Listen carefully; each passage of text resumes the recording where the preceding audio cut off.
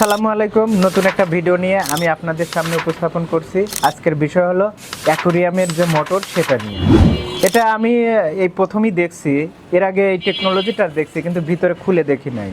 তো হঠাৎ করে একটা কাস্টমার এসে বললেন যে এটা হলো সেই অ্যাকুরিয়ামের মোটর, তো এটা যে পাম্পিং হচ্ছে না, কি কারণে হচ্ছে না সেটা আমি দেখলাম। তো এটা আমি অন করার সঙ্গে সঙ্গে দেখতে পাচ্ছি যে এটা চলছে।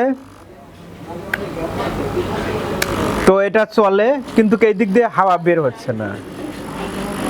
তো যখন হাওয়া বের হচ্ছে না তখন আমি ভাবলাম যে কি হয়েছে, মোটর চলছে কিন্তু হাওয়া বের হচ্ছে না কেন।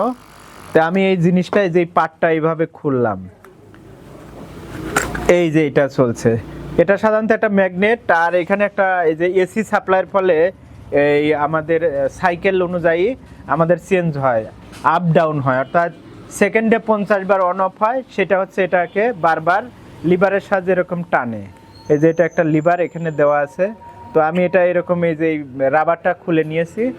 তো যে সমস্যা হয়েছিল, এটা এর ভিতরে ময়লা ঢুকে অর্থাৎ ময়লা প্রবেশ করে বন্ধ হয়ে গেছিল এই ছিদ্রটা বন্ধ হওয়ার কারণে পাম্পিং হচ্ছিল না, অর্থাৎ বাতাস যাচ্ছেও না আসছেও না। সাধারণত এটা তো বাতাস শুধু যাবে, বের হবে, এরকম একটা ডিভাইস।